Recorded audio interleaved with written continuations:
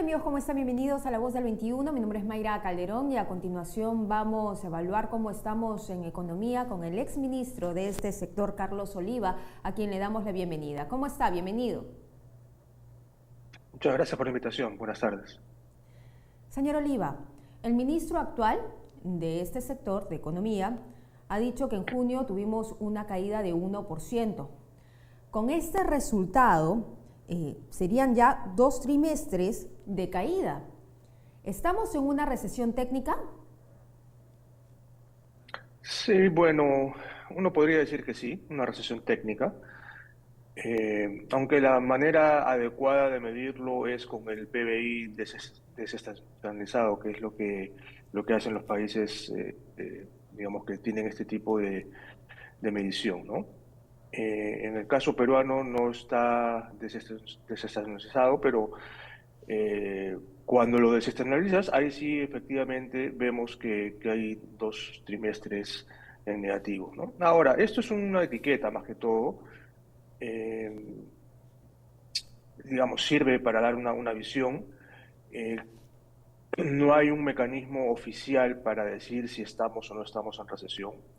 Otros países como Estados Unidos, por ejemplo, sí utiliza el, el informe que hace el NBER para decir si existe o no existe o si están o no están en una recesión.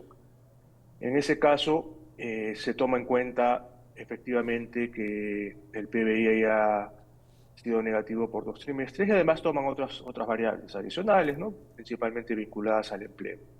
En el Perú no tenemos, digamos, esa definición que podría llamarse oficial, pero sí, en el mundo, digamos, basta que haya 2 trimestres de PBI negativo para que se pueda llamar una recesión técnica.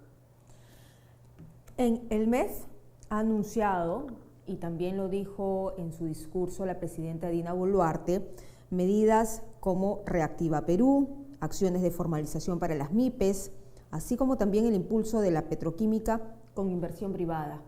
¿Esto es suficiente para reactivar la economía peruana? No, no, pues, para reactivar una economía se necesita cambiar las expectativas y para eso se necesitan hechos concretos y no solamente anuncios. Digamos, el anuncio puede ser un buen paso, un inicio, pero un anuncio no cambia las expectativas en términos, digamos, de política económica. Habría que ver el detalle de muchas de estas cosas que se están prometiendo y sobre esa base, pues el proceso de recuperar las expectativas va a ser bastante lento y quién sabe cuán largo sea. También lo que hemos escuchado hasta ahora son las críticas al discurso de la presidenta Dina Boluarte por 28 de julio, en el que se le criticó principalmente porque no dijo ni una sola medida que impulsara la minería. ¿Cuáles o qué medidas faltaron para usted para el impulso a este sector, que es una de las principales actividades económicas de nuestro país? A ver, efectivamente no se mencionó mucho acerca del sector minero, que es el único sector, o uno de los pocos, digamos, que está creciendo en este momento, ¿no? El sector minero en los primeros 5 meses ha crecido más de 10%, mientras que el resto de sectores o han crecido muchísimo menos o están en negativo, ¿no? Como la manufactura, la agricultura, servicios financieros, construcción, etcétera. Eh, la problemática del sector minero tiene que ver con dos grandes temas, diría yo. Uno, con la tramitología. Es muy difícil hacer minería en el Perú, hay demasiados trámites, eh, hay demasiadas etapas de consultas, por ejemplo, no se facilita la exploración. Entonces hay todo un gran tema de tramitología. Nosotros cuando estuvimos en el MEF hicimos el plan de competitividad, teníamos una de las medidas que era precisamente reducir eso a través de una ventanilla única digital, ¿no? Lamentablemente se empezó, se sacó una primera resolución y desde ahí no ha habido mayor avance. Entonces, yo creo que ese es un tipo de medidas, por ejemplo, muy puntual que debería tener metas, como las tuvo en su momento, cumplir esas metas, y ahí vamos a ver un efecto importante sobre la minería. Y el segundo gran tema tiene que ver con los conflictos sociales, naturalmente, ¿no? Ujú. Ya para las minas que están en ejecución, digamos. Y ahí también pues hay una labor compleja, pero que es muy importante para garantizar que los minerales que se extraen pues del suelo, del subsuelo, puedan llegar a buen puerto. Se habla de que el segundo semestre del año sería mejor. ¿Por qué? Básicamente porque no vamos a tener los dos choques negativos que tuvimos durante el primero. Al menos no se espera que los tengamos.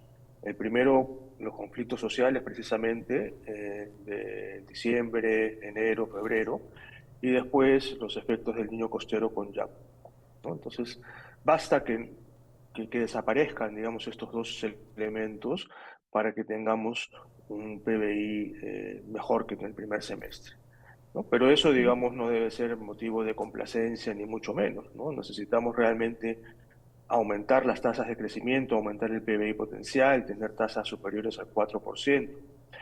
Y eso no se logra pues simplemente porque ya no vamos a tener niños en este segundo semestre o porque no hay conflictos sociales, no se necesita mucho más que eso. Entonces, respondiendo específicamente a la pregunta, es simplemente un efecto, digamos, de la desaparición de choques externos, ¿no? Pero no es una recuperación estructural que nos genere expectativas positivas. Ujú. La inflación continúa retrocediendo. ¿Se espera que tenga el mismo ritmo a lo largo del año?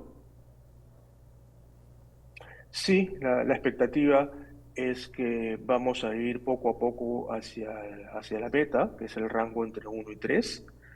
Las proyecciones del Banco Central y de muchos analistas revelarían que para el primer trimestre del próximo año ya podríamos estar dentro de ese rango meta, ¿no? Definitivamente la desaparición de choques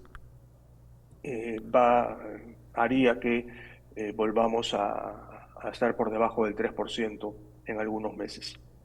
Ahora, igual hay riesgos, estamos hablando del futuro, hay incertidumbre y el principal riesgo tiene que ver con el fenómeno del niño, ¿no? En caso que el fenómeno del niño venga más fuerte de lo que se está pensando, allí sí podría haber un impacto importante sobre el precio, sobre todo de los alimentos, y eso podría hacer que se retrase regresar al 3%, ¿no? Pero, digamos, salvando esa circunstancia, lo más probable es que estemos llegando al rango meta, si no es a fin de año, a inicios del próximo año.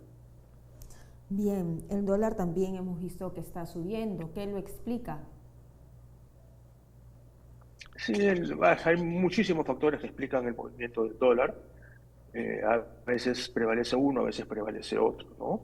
Ahora lo que estamos viendo es un fortalecimiento eh, del dólar a nivel internacional y eso yo creo que de alguna manera también se está reflejando en el país, ¿no? No hay un motivo, digamos, específico al Perú que haga que el dólar haya subido a algunas décimas en los últimos días. Yo creo que es una tendencia mundial, pero bueno, y eso en parte debido pues a que la Fed, el Banco Central de Estados Unidos ha aumentado su tasa de interés, ¿no? Hace una semana. Pero digamos, como todos sabemos, el dólar es un precio bastante volátil, ¿no? Hoy día puede estar subiendo, mañana puede estar bajando. Es muy difícil hacer predicciones sobre lo que va a pasar con el comportamiento del dólar la próxima semana. Lo que sí de alguna manera se puede prever es alguna tendencia de mediano plazo, ¿no? Y la tendencia indica que el dólar va a estar rondando eh, los valores en los que está ahora, digamos, ¿no? No se esperan grandes cambios en el corto plazo al respecto, pero como digo, siempre pueden suceder cosas de un día a otro que hagan que cambie la tendencia. Usted en preguntas anteriores habló de que tenemos que aumentar el PBI potencial. ¿Cuáles serían las primeras medidas que debería tomar en cuenta el gobierno de Dina Boluarte para empezar a dinamizar la economía? A ver, hay varias, digamos, esto, acá no hay una bala de plata, ¿no? Una de las medidas que yo creo que podrían dar es derogar estos decretos supremos que sacaron hace algunos meses o ya más de un año, la famosa Agenda 19 que sacó al inicio el presidente Castillo.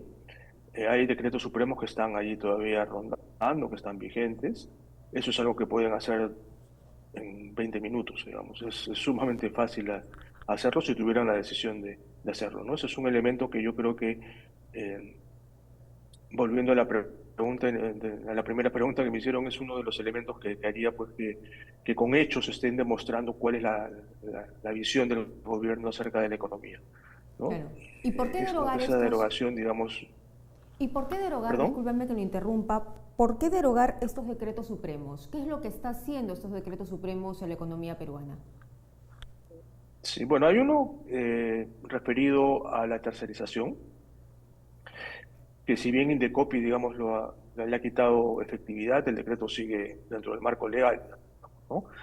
Hay otro referido a los sindicatos también, que hacía, digamos, entre comillas, muy fácil sindicalizarse y le daba, yo creo que, un peso excesivo al poder de los sindicatos, ¿no? Entonces, al final, esta Agenda 19 lo que hacía era rigidizar aún más el mercado laboral, ¿no? Cuando muchos economistas pensamos que se debería ir en la otra dirección, hay que flexibilizar el mercado laboral, ¿no? Que sea mucho más fácil entrar y salir del mercado laboral, como en otros países desarrollados, digamos, ¿no?